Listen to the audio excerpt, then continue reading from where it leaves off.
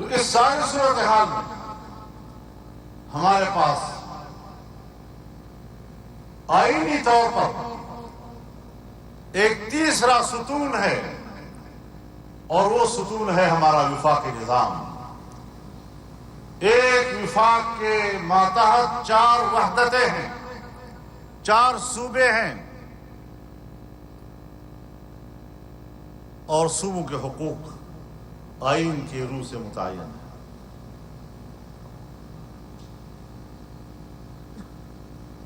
ہم آئین کی روح سے اپنے وسائل کے مالک ہیں، ہمارے وسائل پر کسی کو قبضہ کرنے کا کوئی حق حاصل نہیں ہے۔ بلوچستان کے وسائل پر بلوچستان کے عوام اور ان کے بچوں کا حق ہے، سندھ کے وسائل پر وہاں کے عوام ان کے بچوں کا حق ہے، پنجاب کے وسائل پر ان کا حق ہے، اور کوئی ان کے حق کو چیلنج نہیں کر سکتا آئین پاکستان کی روح سے۔ لیکن کیا وجہ ہے کہ اس کے باوجود ہم اپنے وسائل کے مالک نہیں ہیں؟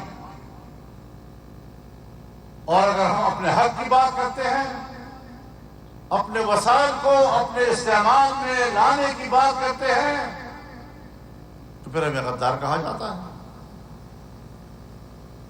یہ غداری نہیں ہے، یہ آئین کا تقاضا ہے، اور آئین ہمارے ملک اور قوم کے ہر فرد کے درمیان میثاق ملی کی حیثیت رکھتا ہے۔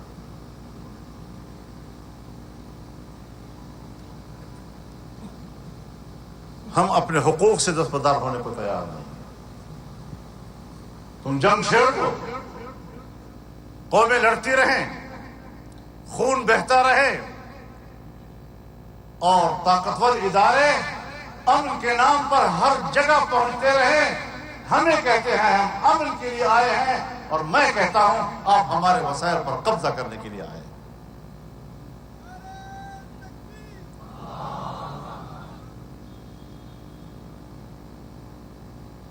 آج ہمارے لوگ دیہاتوں میں غیر محفوظ ہیں، مسلح گروہ انہوں نے ہمارے نظام پر قبضہ کیا ہوا ہے، حکومتی رق نہیں ہے، سڑکیں ان کے قبضے میں ہیں، اور اب تو ہمارے ڈپٹی کمشنر صاحب نے حکم بھی دے دیا ہے کہ کوئی اپنے افسر جو ہے وہ اپنے گھر سے نہ نکلے۔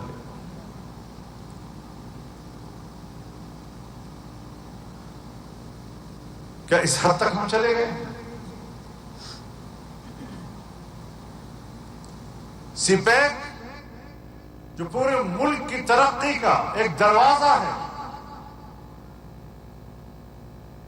آج ہم امن و امان کے نام پر چین کو بھی بلیک میل کر رہے ہیں اور امریکہ کو بھی بلیک میل کر رہے ہیں۔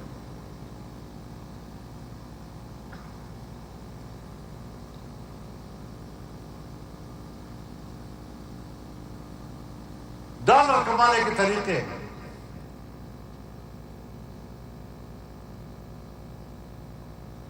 لیکن اگر ہم یہ باتیں کرتے ہیں، آپ تو ہماری نیک نیتی پر شک کر رہے ہیں، آپ تو ہمارے خلوص پر شک کر رہے ہیں، آپ تو ملک کے ساتھ ہماری وفاداری پر شک کر رہے ہیں، آپ تو ہماری قربانیوں پر شک کر رہے ہیں۔ میں قدر کرتا ہوں اداروں کی، لیکن میری نظر میں بھی کم از کم آپ کی پالیسیاں سیدھی تو نظر آئے نا۔ میں نے بھی تو ان صحراؤں میں 40 سال سے زیادہ صحرا گردی کی ہے، میں بھی تو ان غلام گردشوں کا 40 سال سے ایک آوارہ گرد رہا ہوں، آنکھیں بند کر کے بات نہیں کر رہا ہوں، مشاہدات کی بنیاد پر بات کر رہا ہوں، اور اگر میں یہ باتیں نہ کروں تو میں ملک اور قوم کا خائن کہہ رہا ہوں۔